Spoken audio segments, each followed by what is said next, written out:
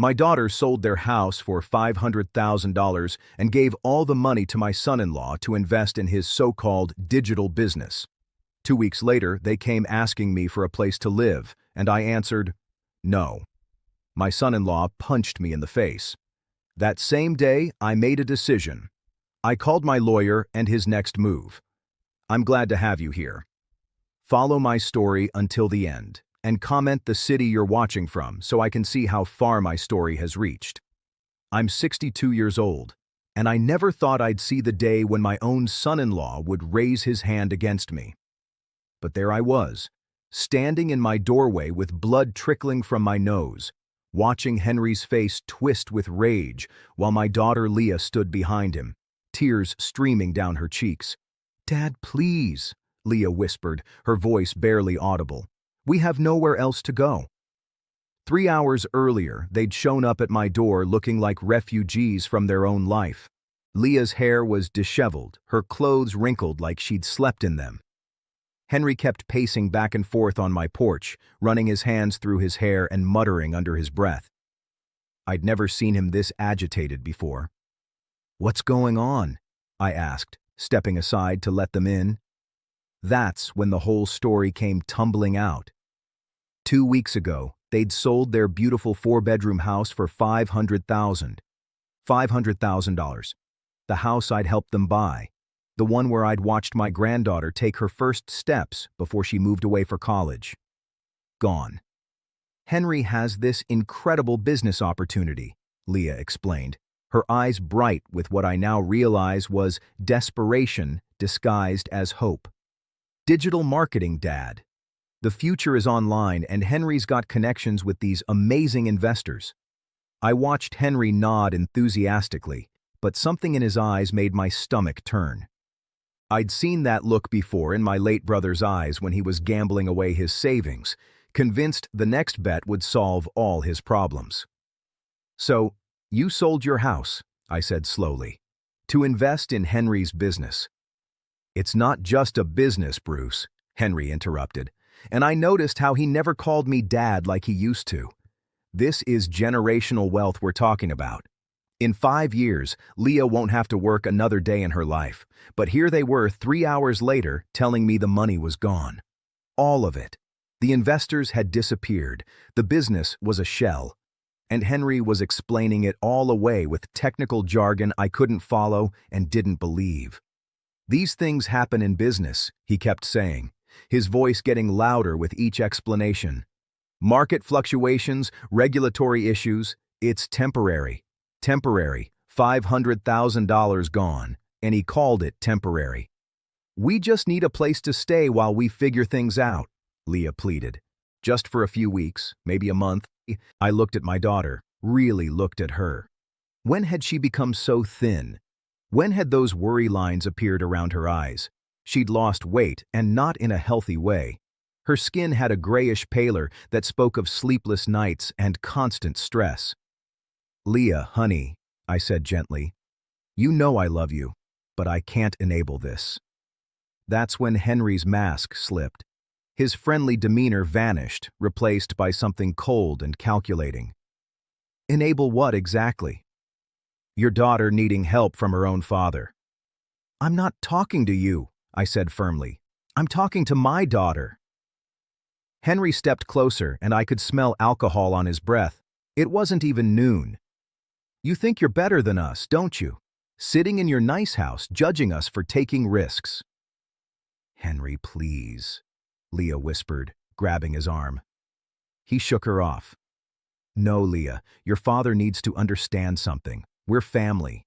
Family helps family, and right now we need help." I kept my voice calm, though my heart was racing. "And I've helped. I helped you buy that house. I helped pay for your wedding. I helped when you couldn't make car payments 3 years ago. But this isn't help.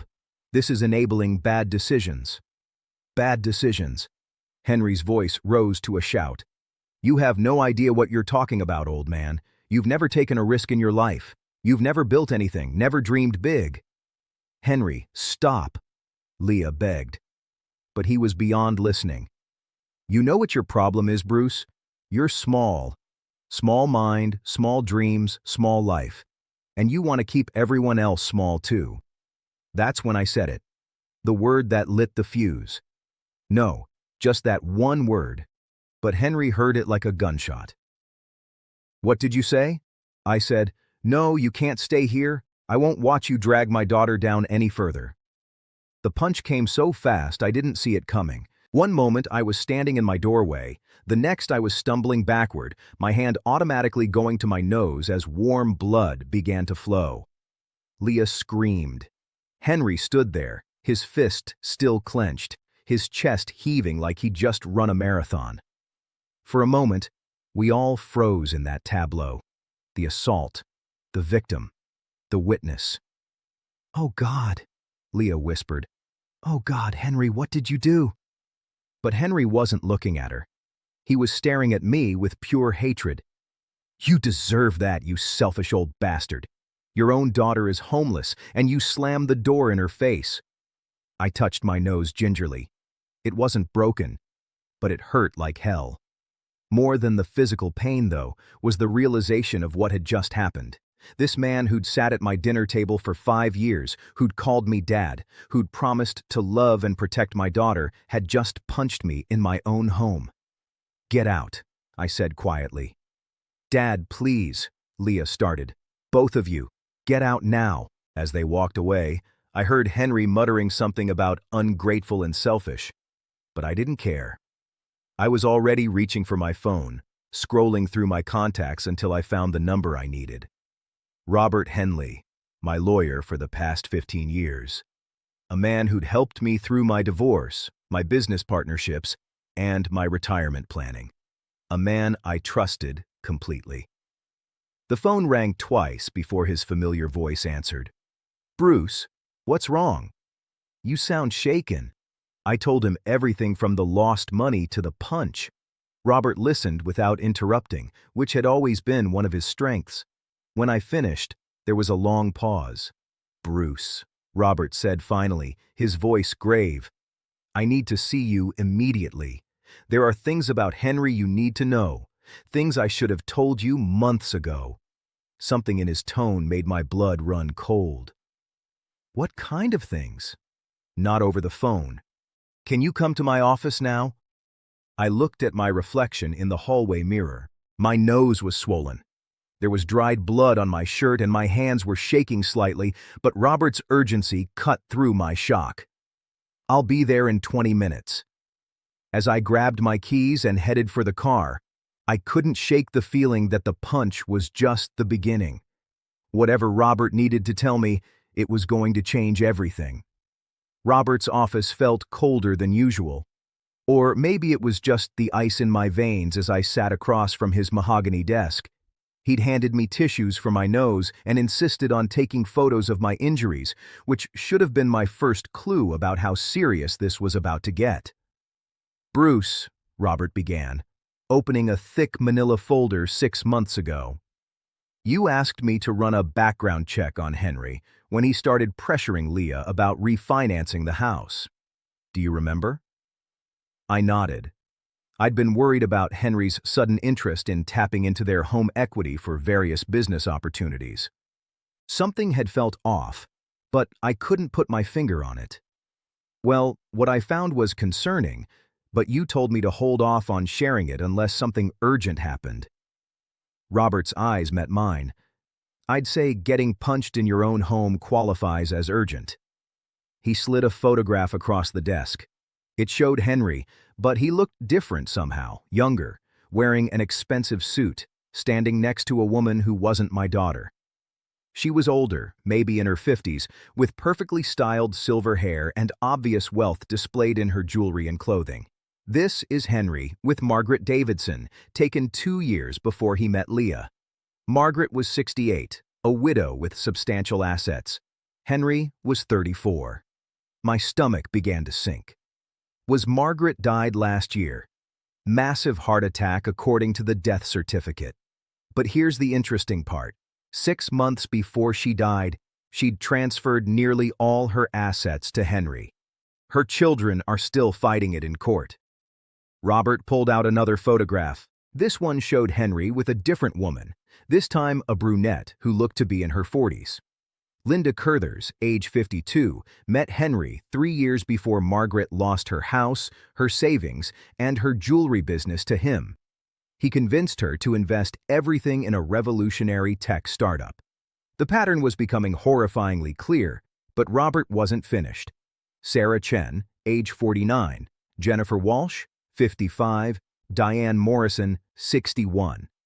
Each name came with a photograph, each woman looking happy and hopeful, standing next to Henry.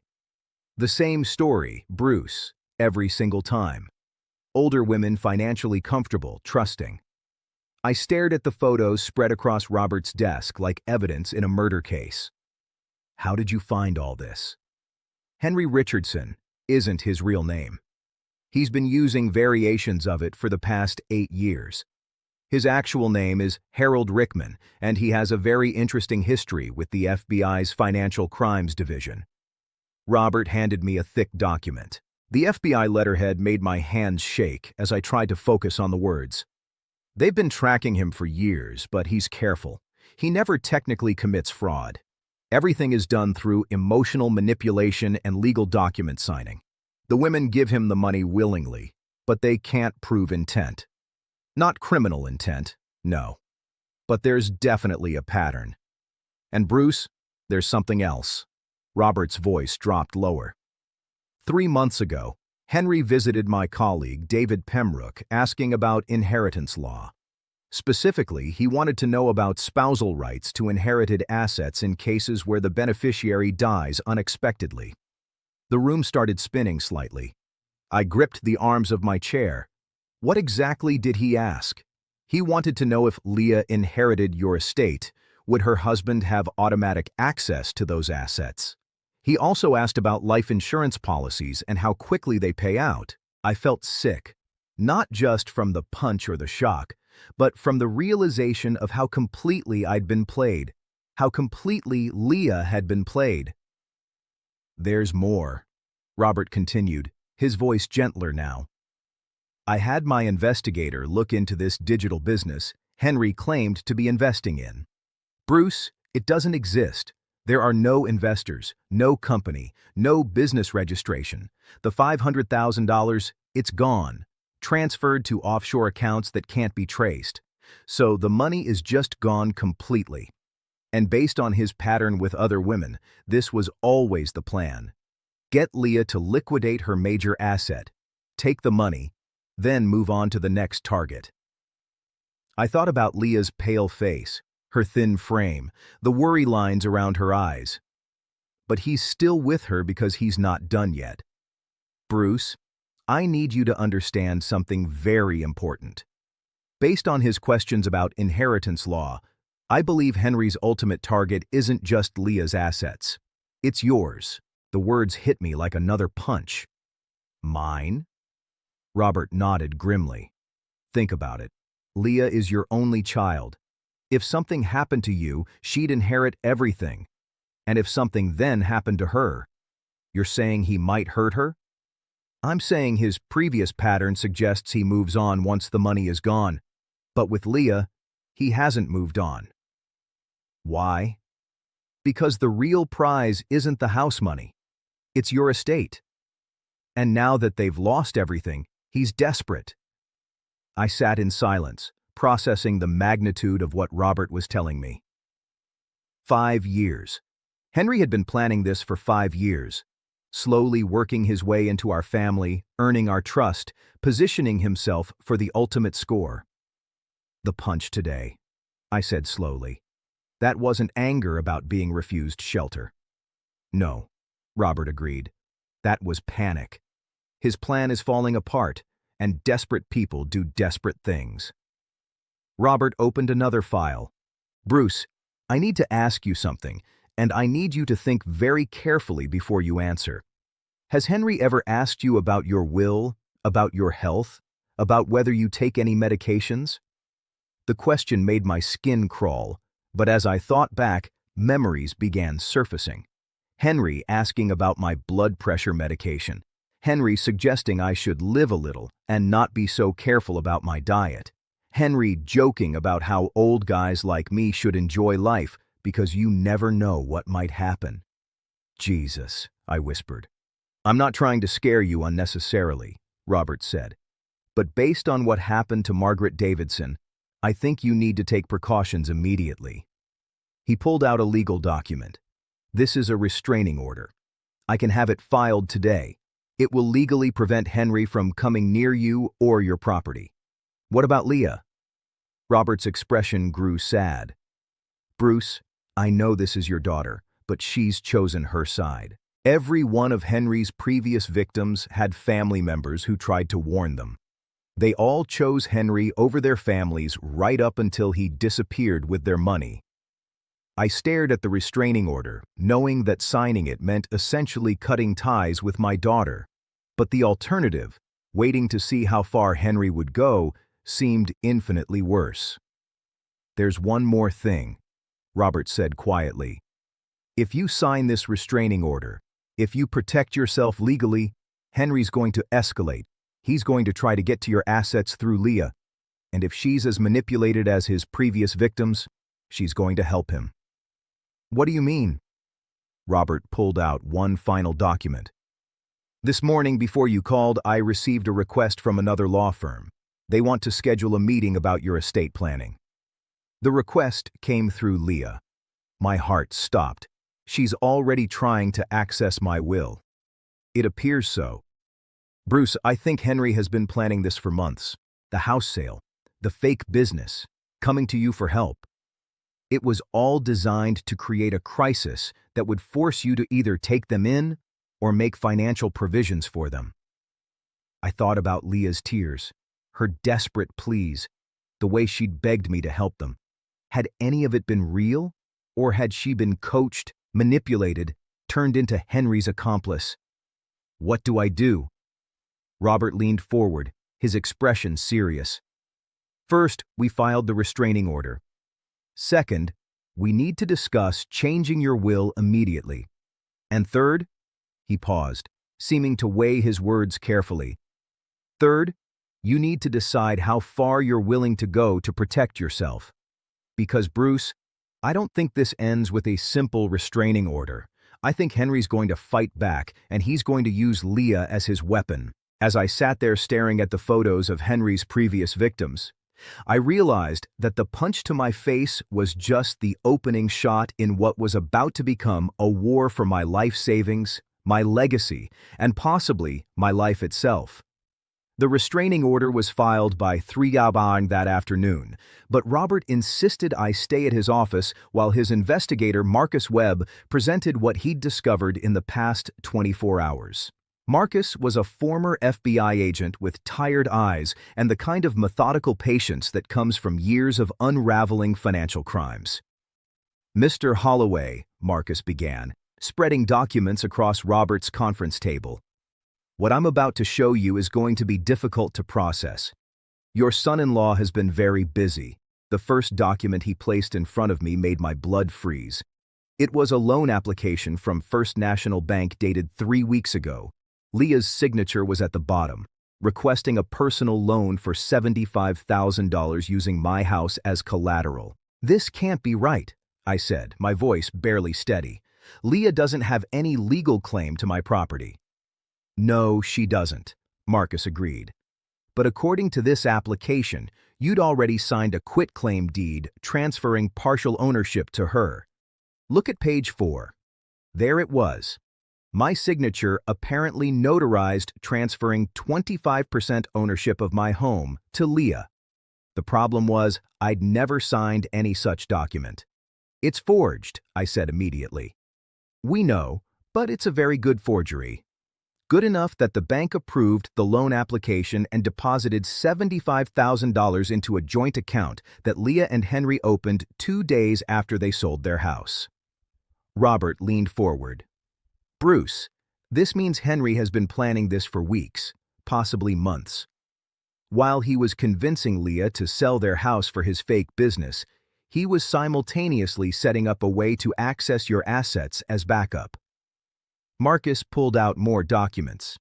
It gets worse. This is a power of attorney document also bearing your forged signature, giving Leah the right to make financial decisions on your behalf in case of incapacitation. And this, he slid another paper across, is a medical directive stating that you've been diagnosed with early-stage dementia and that Leah should be consulted on all major decisions. I stared at the papers, feeling like I was looking at evidence of my own murder. How is this possible? How could they forge all of this without anyone noticing? Because Henry's done this before, Marcus explained. We found similar forged documents in the Margaret Davidson case and 2 others. He has access to someone who specializes in document fraud, probably someone he met during one of his previous schemes. But wouldn't the bank verify these documents? Robert nodded grimly. They should have, but remember, Henry's not stupid. He chose a small branch bank where the loan officer was new and probably didn't follow proper verification procedures. The $75,000 loan was approved based on these forged documents. So they have $75,000 of my money. Had. Marcus corrected that money was transferred to the same offshore accounts as the house sale proceeds. It's gone just like the $500,000. I felt dizzy. In a matter of weeks, Henry had stolen $575,000 using my daughter as his accomplice, willing or unwilling. There's more. Marcus continued, and I wasn't sure I could handle more. We found evidence that Henry attempted to take out a life insurance policy on you with Leah as the beneficiary and himself as the alternate. The application was rejected because you'd need to be present for the medical exam.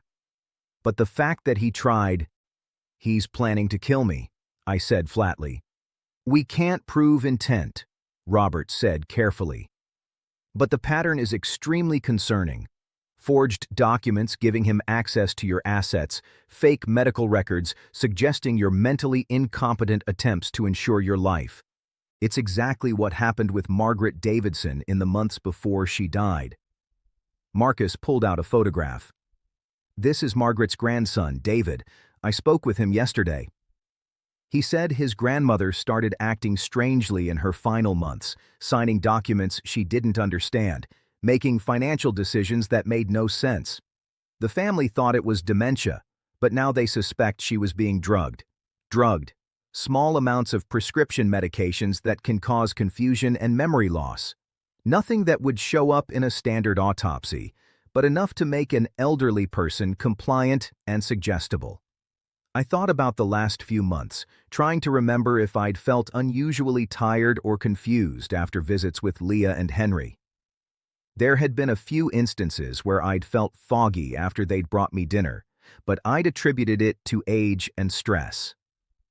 The good news, Robert said, is that now we know what we're dealing with. We can protect you. The restraining order is just the beginning. Marcus leaned forward. Mr. Holloway, I need to ask you some specific questions about your recent interactions with Henry and Leah. Have they brought you food or drinks in the past few months? Have they ever insisted you take medication or supplements? As I thought back, more memories surfaced. Henry bringing me special coffee that he'd bought from some expensive shop. Leah insisting I try some herbal supplements that would help with energy. The way they'd both seemed disappointed when I didn't finish drinks they'd prepared for me. Jesus Christ, I whispered. We need to get you to a doctor immediately, Robert said. We need blood tests to see if there are any substances in your system. But if they were drugging me, wouldn't I have noticed? Marcus shook his head. These substances are designed to be subtle. You might feel a little tired, a little confused, but nothing dramatic enough to raise alarm bells. The goal isn't to incapacitate you immediately. It's to make you gradually more compliant and trusting. Robert was already reaching for his phone. I'm calling Dr. Patterson. He can see you this afternoon and he's discreet. As Robert made the call, Marcus continued laying out documents. There's something else you need to know. We found communications between Henry and at least 3 different law firms over the past month. He's been shopping around trying to find someone who will help him challenge your mental competency. On what grounds? based on the forged medical directive claiming you have dementia. If he could get a court to declare you mentally incompetent, Leah would become your legal guardian and Henry would have access to everything. The scope of the conspiracy was overwhelming. This wasn't just a son-in-law trying to steal money. This was an elaborate months-long plan to systematically strip me of my assets, my autonomy, and possibly my life. Where's Leah in all this? I asked. Does she know what he's doing? Marcus and Robert exchanged a look. That's the million-dollar question, Marcus said. In some of his previous cases, the women were completely unaware they were being used. In others, they became willing accomplices once they were sufficiently isolated and manipulated. Based on what we found today, Robert added, Leah signed loan applications using forged documents of your signature. Either she knew they were forged, or Henry convinced her you'd already signed them privately. I thought about my daughter's face when they'd come to ask for help. The desperation in her eyes, the way she'd pleaded with me. Had that been genuine emotion, or was she already so deep into Henry's web that she couldn't tell truth from lies anymore? There's one more thing, Marcus said quietly. We found evidence that Henry has been researching your daily routines, coffee shop visits, grocery store trips, your morning walks. He knows your schedule better than you probably realize. Why would he need that information? Because, Robert said grimly, if his other plans fail, if he can't access your money through legal manipulation or fake documents, he might try a more direct approach. The room fell silent as the implications sank in. Henry wasn't just after my money. He was preparing for every possible scenario, including ones that might require me to be out of the picture permanently. Dr. Patterson's nurse called back within 10 minutes. I could come in immediately for blood work and a comprehensive examination. As I prepared to leave Robert's office, he handed me a small device that looked like a key fob. Panic button, he explained. Direct line to the police. Keep it with you at all times. As I walked to my car, I realized that 24 hours ago, my biggest worry had been whether to help my daughter through a financial crisis. Now, I was carrying a panic button because my own son-in-law might be planning to kill me. But there was something else growing alongside the fear, a cold, calculating anger. Henry thought he was dealing with a confused old man he could manipulate and eventually eliminate. He had no idea that he'd just declared war on someone who'd spent 40 years building a successful business by outthinking people exactly like him. The blood tests would tell us if I'd been drugged. The restraining order would provide legal protection. But what Henry didn't know yet was that I wasn't going to be content with just defending myself. I was going to destroy him. Dr. Patterson's blood tests confirmed what we'd suspected. Low levels of lorazepam and diphenhydramine, medications that would cause drowsiness and confusion when combined, but in doses small enough to seem like natural aging effects. I'd been systematically drugged for at least 2 months. The good news, Dr. Patterson explained as we reviewed the results, is that these substances clear your system relatively quickly. You should feel more alert within a few days. The bad news is that this level of premeditation suggests whoever did this was planning something significant. I drove home from the doctor's office with a clarity I hadn't felt in weeks. The fog that had been clouding my thoughts was already lifting, and with it came a sharp, focused rage. Henry had been poisoning me while sitting at my dinner table, shaking my hand, calling me Dad. But my anger was nothing compared to what I felt when I pulled into my driveway and saw Leah's car parked on the street. She was sitting on my front porch steps, and for a moment I felt a stab of the old paternal instinct. She looked so small, so lost. Her hair was unwashed, her clothes wrinkled, and she'd been crying. Despite everything I'd learned about Henry's manipulation. Despite the forged documents and the stolen money, she was still my daughter. Dad, she said as I approached her voice, I know you don't want to see me, but I had to come. I stopped at the bottom of the steps, keeping distance between us. The panic button Robert had given me felt heavy in my pocket. "Where's Henry?" He's at a friend's place." Her eyes were red-rimmed and desperate. But there was something else there, a rehearsed quality to her words that made my stomach clench. "He's been under so much stress with the business failing. And when you refused to help us, he just snapped. It's not like him, Dad. You know it's not." I sat down on the bottom step, maintaining distance, but showing I was willing to listen. "Leah, tell me about the loan you took out using my house as collateral." Her face went white. "What loan?" "The $75,000 loan from First National Bank. The one where you used my forged signature to claim I'd given you partial ownership of this house." "Dad, I don't know what you're talking about," but her eyes darted away from mine, and her hands started shaking. "Henry handles all our financial stuff. I just sign what he tells me to sign." There it was, the admission I'd been dreading. My daughter had been signing documents without reading them, trusting Henry completely. But was she truly innocent, or had she chosen willful ignorance? "Leah, honey," I said gently, "when you signed those bank documents, did you read them?" Henry, said they were refinancing papers for the house we sold. He said it was just paperwork to make sure the sale went through properly. But they weren't refinancing papers. They were loan applications using my property as collateral. Leah, that money is gone. Henry stole it just like he stole the $500,000 from your house sale." She wrapped her arms around herself, rocking slightly. "No, that's not. The business is just going through a rough patch. Henry says it happens all the time with startups. There is no business, Leah. There never was.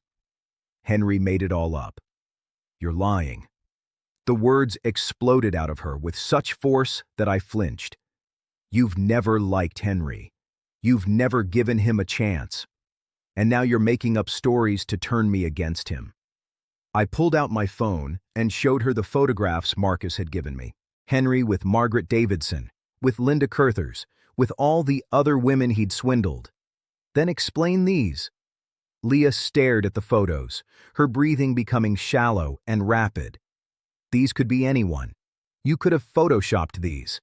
"Leah, listen to yourself. You're defending a man who punched your father in the face, a man who's stolen everything you own. He didn't steal anything." She screamed, jumping to her feet. "You don't understand business, Dad. You never took risks. You never tried to build something bigger. Henry's building something amazing, and you're too small-minded to see it." The words felt like physical blows. This was my daughter, the little girl I'd raised alone after her mother died, defending the man who was systematically destroying both our lives. "Leah," I said quietly, "I need you to look at me and tell me the truth. Have you been putting anything in my food or drinks when you visit? Anything Henry gave you to help me relax or feel better?" Her face crumpled, and for a moment, I saw a flicker of the daughter I knew. "Dad, please don't ask me that. That's not a denial. Henry said you were getting confused, forgetting things. He said the supplements would help with your memory." "What supplements, Leah?" "Just herbal stuff, natural things to help with cognitive function. He got them from a health food store." I felt sick. She'd been drugging me, but she'd believed she was helping. Henry had convinced her that I was declining mentally and that she was being a caring daughter by medicating me without my knowledge. "Honey, those weren't supplements. They were prescription medications designed to make me confused and compliant. Henry was drugging me through you." Leah stared at me for a long moment, and I could see the war happening behind her eyes, the battle between the truth and the reality Henry had constructed for her. "No," she whispered. "No, that's not. Henry wouldn't. He would. He has. And he's using you to do it." She started backing away from me, shaking her head violently. "You're trying to turn me against my husband. You've always been jealous that I found someone who loves me. Leah, I'm trying to save you from a man who's going to destroy you and then disappear, just like he did to all those other women." "Stop," she screamed, Stop lying about him. Henry loves me. He married me. He chose me. He chose your money, honey. He chose your access to me. That's when she said the words that broke my heart completely. If I have to choose between you and Henry, I choose Henry. He's my family now. I stared at my daughter, this woman I'd raised and loved and sacrificed for, and realized that I'd already lost her. Henry had done such a thorough job of isolation and manipulation that she couldn't see truth anymore. Then we have nothing more to talk about, I said quietly. Dad, wait. Her voice became pleading again. You don't have to like Henry, but you could still help us. Just a loan, just enough to get us back on our feet. I'll pay you back. I promise. With what money, Leah? You don't have a house. You don't have savings. And Henry's business doesn't exist. We'll figure it out. We always do. I stood up slowly, my heart breaking with each word I was about to say. No, honey, you won't figure it out, and I won't be here to catch you when Henry disappears. What do you mean? I mean, I'm changing my will. Everything I plan to leave you is going to charity. If you want to stay with Henry, that's your choice. But I won't fund your destruction. Leah's face went through a series of emotions: shock, disbelief, and finally, rage. You can't do that. I'm your daughter. I'm your only family. Family doesn't drug each other, Leah. Family doesn't steal from each other. Family doesn't choose a con man over their own father. Henry said you might do this, she said, her voice turning cold. He said you were vindictive and controlling, and if we didn't do exactly what you wanted, you'd punish us. Henry said that because he knew this day was coming. He's been preparing you for it. Leah pulled out her phone. I'm calling my lawyer. You can't just cut me out of your will because you don't like my husband. Actually, I can. It's my money, Leah. I earned it. I saved it. And I get to decide what happens to it. We'll fight this, Dad. Henry knows lawyers, too. As she walked away, phone pressed to her ear, I realized that Robert had been right. This wouldn't end with a simple restraining order. Henry was going to use my own daughter as a weapon against me, and she was going to let him. Standing on my porch, watching my daughter drive away to plan legal action against me, I understood that the fight for my assets was just beginning. But more than that, I understood that I was truly alone now. The little girl who used to climb into my lap during thunderstorms was gone, replaced by a stranger who saw me as nothing more than an obstacle to overcome. That night, I called Robert and told him to draw up the new will immediately. If Leah wanted to choose Henry over me, she'd have to live with the consequences. Both of them would. The new will was signed and notarized within 48 hours. Robert had worked through the weekend to ensure it was ironclad with multiple safeguards against any claims of mental incompetence or undue influence. Every penny of my estate would go to the American Cancer Society with a specific clause stating that this decision was made in sound mind and with full knowledge of my daughter's circumstances and choices. I thought that would be the end of it. I was wrong. The first legal salvo came on a Tuesday morning, delivered by a nervous-looking process server who apologized twice before handing me the thick envelope. Inside was a petition for guardianship filed by Leah Richardson. She'd legally changed her name to match Henry's latest alias. The petition claimed I was suffering from dementia, that I was being manipulated by unscrupulous advisors, meaning Robert, and that I needed immediate protection from my own poor judgment. Attached were the forged medical records Henry had created, along with sworn statements from 3 people I'd never heard of, all claiming to have witnessed my deteriorating mental state. It's completely fabricated, Robert assured me as we reviewed the documents in his office. But Henry's lawyer is good. They're painting you as a confused elderly man who's being taken advantage of by a greedy attorney. Can they actually get guardianship? They can try. The hearing is scheduled for next month, which gives us time to prepare. But Bruce, this is going to get ugly. They're going to challenge everything. Your mental state, your financial decisions, even your relationship with me. That afternoon, I received my first taste of how ugly it would get. I was at the grocery store when I noticed people staring. A woman in the produce section whispered something to her husband while looking directly at me. The cashier, who'd known me for years, seemed uncomfortable during our usually friendly exchange. When I got home, I found a note taped to my front door. "Shame on you for abandoning your daughter in her time of need. What kind of father are you?" It took me a moment to understand what was happening. Then I remembered something Marcus had mentioned about Henry's previous campaigns. He didn't just steal money, he destroyed reputations. I called Robert immediately. "They're spreading rumors about me in town." "What kind of rumors?" "That I'm a heartless father who cut off my daughter for marrying someone I didn't like." Robert sighed. "Henry's used this tactic before. He portrays his victims as villains and himself and his current target as innocent victims. It's part of isolating you from potential support systems."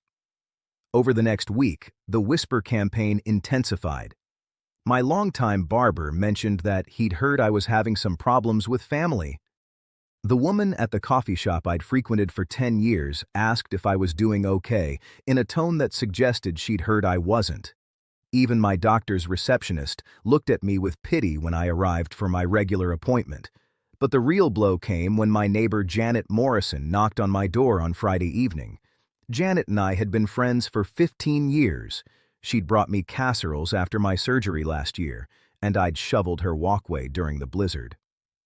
"Bruce," she said, her voice careful and concerned, "I need to ask you something, and I hope you'll be honest with me." "Of course." "Leah came to see me yesterday. She's very worried about you. She says you've been acting strangely, making irrational financial decisions, and that you might be getting taken advantage of." I felt my stomach drop. "Janet, you've known me for 15 years. Do I seem confused or irrational to you?" "Well, no," she admitted. But Leah seemed so genuinely concerned. She said you'd changed your will impulsively and that you might not be thinking clearly. Did she mention that her husband punched me in the face, or that they forged my signature to steal $75,000? Janet's eyes widened. "What? No," she said. "You were upset about some business investments that didn't work out. Janet, my son-in-law is a con man. He's stolen nearly $600,000 from us and is now trying to get control of my assets by claiming I'm mentally incompetent." But Leah seemed so convincing, sincere. "That's because she's been brainwashed. Henry has convinced her that I'm the problem." Janet left looking troubled and uncertain, which was exactly what Henry wanted. Doubt, confusion, people questioning whether I was the victim or the villain in this story.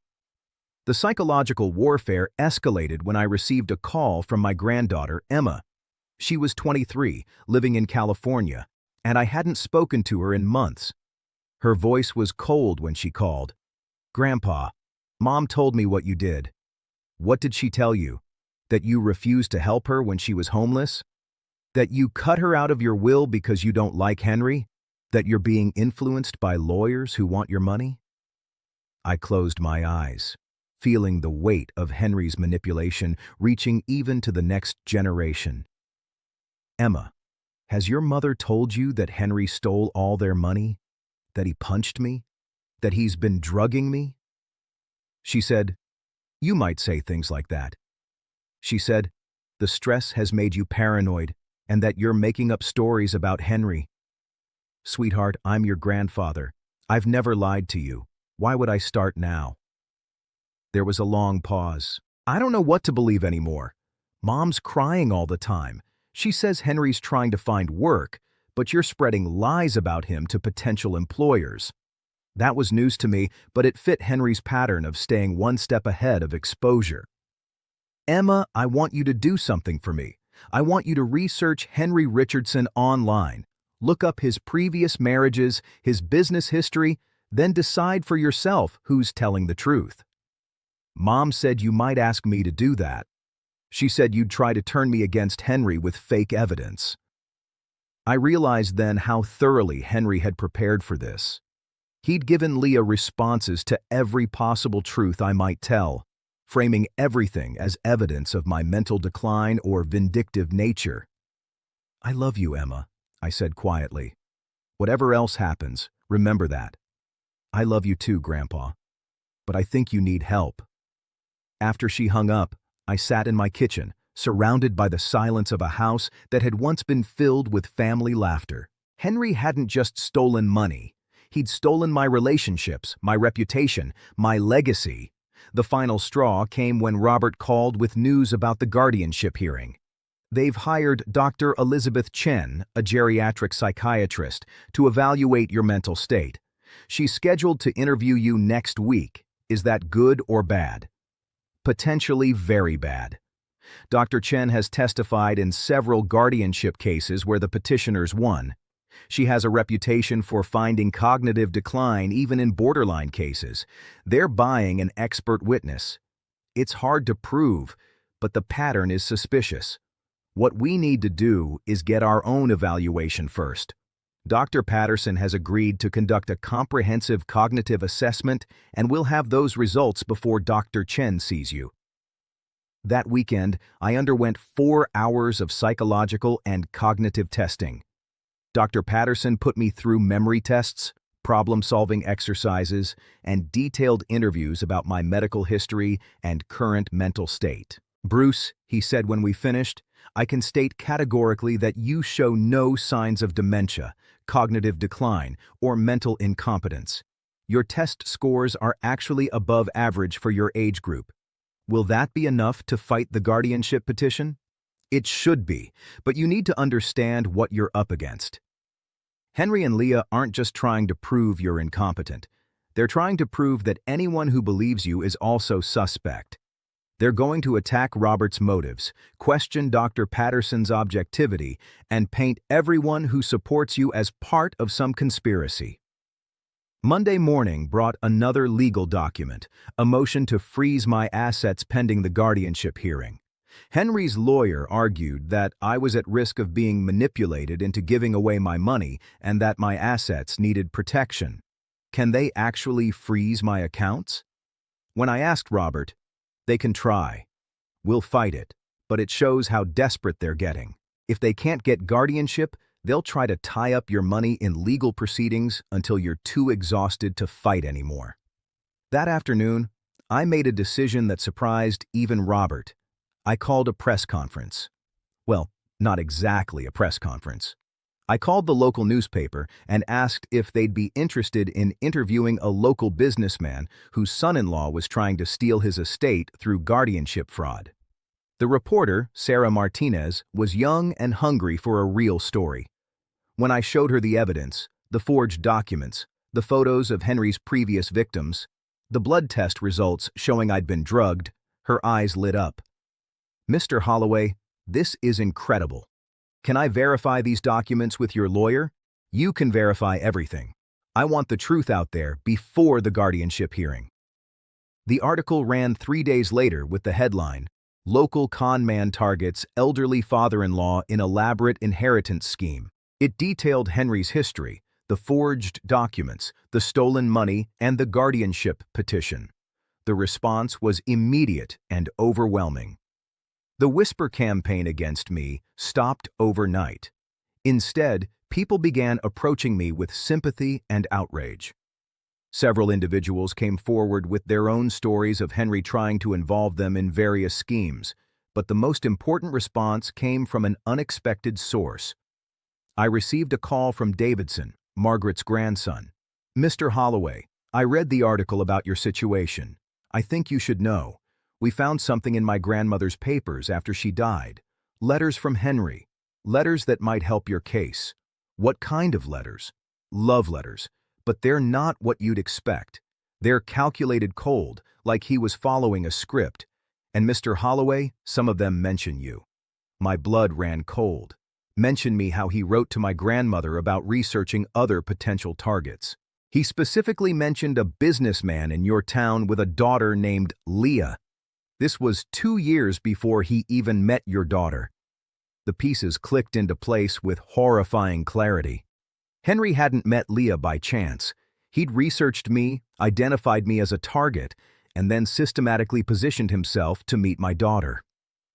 Our entire relationship from the very beginning had been a setup. I was still processing this revelation when Robert called with news that would change everything. "Bruce, I just heard from the prosecutor's office. They've been building a case against Henry for months, and your article provided the final piece they needed. They're issuing a warrant for his arrest tomorrow morning." Finally, after months of being on the defensive, I was going to see Henry face the consequences of his actions. But as I would soon learn, cornered animals are the most dangerous, and Henry had one final desperate card to play. The arrest warrant was issued on a Wednesday morning, but by the time police arrived at the motel where Henry and Leah had been staying, they were gone. Their room was empty, except for a pile of legal documents and what appeared to be hastily packed suitcases. Henry had vanished, just as he had with his previous victims. But this time was different. This time, there was evidence. This time, the FBI was involved. He can't stay hidden forever. Agent Sarah Collins explained during our meeting at Robert's office. His pattern has always been to disappear when things get too hot, but we've frozen his known accounts and we're monitoring his aliases. Plus, he made a mistake this time. What mistake? He stayed too long. Usually, he takes the money and runs immediately. But he was so focused on your estate that he kept pushing, kept escalating. Now, we have enough evidence to charge him with wire fraud, identity theft, and elder abuse across multiple states. I should have felt victorious, but all I felt was empty. Henry was gone, but so was my daughter. According to the motel clerk, Leah had seemed confused and frightened when they left. But she'd gone with him willingly. "We'll find her too," Agent Collins assured me. In cases like this, the victim often doesn't realize they're a victim until their abuser abandons them. Robert leaned forward. "Bruce, there's something else you should know. The guardianship petition has been withdrawn. Without Henry here to push it forward, and with the criminal charges filed, Leah's lawyer dropped the case. What happens to the money they stole? The FBI has recovered about $60,000 from accounts we could trace the rest." Agent Collins shrugged. "It's probably gone forever. These types of criminals are very good at moving money offshore quickly. $15,000 gone. 5 years of my daughter's marriage gone. My relationship with my granddaughter damaged, possibly beyond repair, but I was alive, I was free, and I was no longer anyone's target. The weeks that followed were surreal. The local newspaper did a follow-up story when Henry was added to the FBI's most wanted list. I received calls from victims of other con men, people who wanted to share their stories or ask for advice. The district attorney's office asked me to speak at seminars about elder fraud prevention. I declined most of these requests. I wasn't interested in becoming a poster child for victimization. I just wanted my life back. 3 months after Henry's disappearance, I received an unexpected visitor. I was working in my garden when a car pulled into my driveway. For a moment, my heart stopped. It looked like Leah's car, but when the driver got out, I saw it was Emma, my granddaughter. She looked older, more serious than when I'd last seen her at Christmas 2 years ago. She walked toward me hesitantly, as if unsure of her welcome. "Grandpa!" I sat down my gardening tools and really looked at her. She had her mother's eyes, but my stubborn chin. She was wearing jeans and a simple sweater, and she looked like she'd been crying recently. "Emma, this is a surprise. I drove up from California. I needed to see you. How's your mother?" Emma's face crumpled slightly. She's not good, Grandpa." Henry left her in Las Vegas with nothing. No money, no car, no ID. He'd been carrying all their documents. She called me from a police station 3 weeks ago. I felt a stab of pain for my daughter despite everything. "Is she safe?" "She's in a women's shelter. She's broken. Grandpa, completely broken. She keeps saying she can't believe she was so stupid that she destroyed everything for a man who never loved her. Emma wiped her eyes. She asked me to come see you. She's too ashamed to call or write.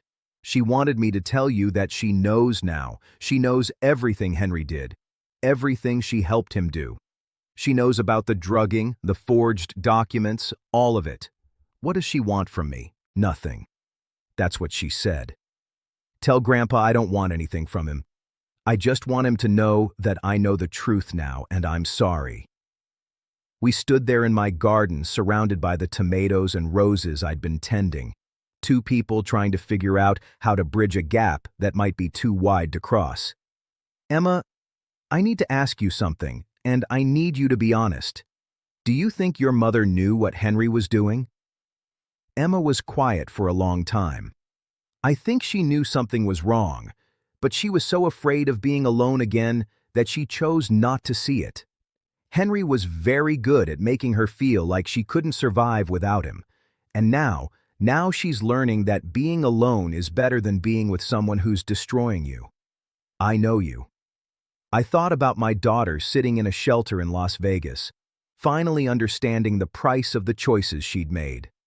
Part of me wanted to rescue her, to bring her home and try to rebuild what we'd lost. But another part of me, the part that had learned hard lessons about enabling destructive behavior, knew that some lessons can only be learned the hard way. Is she getting help? Counseling? Yes. The shelter has programs for women who've been financially abused.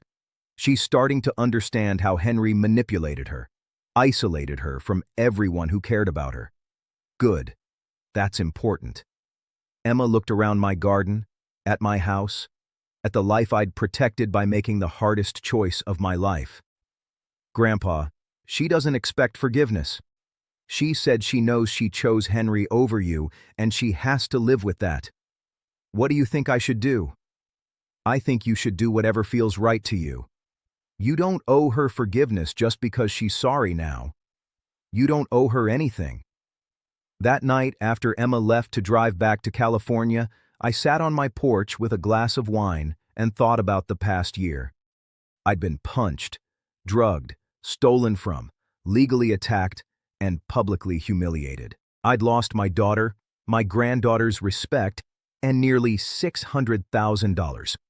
But I'd also learned something valuable about myself when everything was on the line, when I had to choose between family loyalty and self-preservation. I'd chosen correctly. I'd refused to enable destruction, even when it cost me the most important relationship in my life. 6 months later, I received a letter from Leah. It was short and handwritten on cheap paper. Dad, I know I have no right to write to you after everything I did. I know I chose Henry over you, and I know the pain that caused. I'm not writing to ask for forgiveness or help. I'm writing to tell you that you were right about everything. Henry never loved me. He used me to get to you, and I was too blind to see it. You tried to save me, and I fought you every step of the way. I understand now why you had to protect yourself from me. I understand why you changed your will. I would have done the same thing. I don't know if I'll ever be able to rebuild my life, but I wanted you to know that I finally understand yours. You were a good father. I was a bad daughter. That's on me, not you. I hope you're happy and safe. I hope you found peace. You deserve it. Love, Leah. I read the letter 3 times, then put it in my desk drawer. I didn't reply.